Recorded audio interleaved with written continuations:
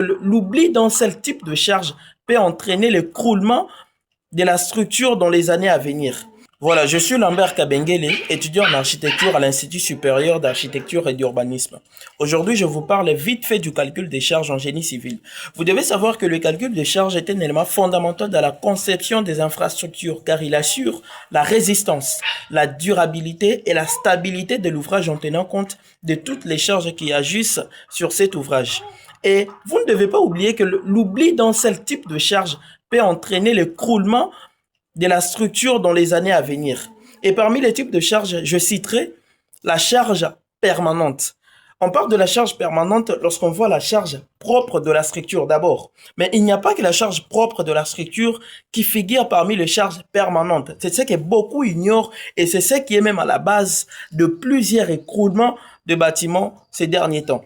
Il n'y a pas que la charge permanente de la structure qui figure parmi les charges permanentes. Nous avons la charge du revêtement de la structure. Tout cela, toutes ces charges font partie de la charge permanente. Nous avons les charges des mobiliers fixes. Tout ce qu'on apporte dans la maison, mais qui ne seront pas déplacés, qui ne seront pas trop déplacés par la suite, font partie de la charge permanente. Mais il n'y a pas que la charge permanente à calculer lorsqu'on fait les dimensionnements d'un bâtiment, les dimensionnements d'un ouvrage. Nous avons les charges d'exploitation. Et la charge d'exploitation, c'est toute charge, par exemple, des habitants de cet ouvrage. Tous ceux qui vont habiter l'ouvrage, la charge de toutes ces personnes qui vont habiter cet ouvrage, qui vont utiliser ces bâtiments, qui vont faire des allers-retours, y compris des voitures, font partie de la charge d'exploitation. Mais ce n'est pas fini. Nous avons la charge climatique.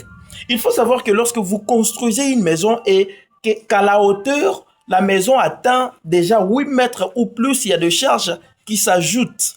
Par exemple, le vent. Les vents commencent à souffler d'une manière anormale. Quand je dis d'une manière anormale, c'est pas que il y a un vent qu'on est en train de créer, non.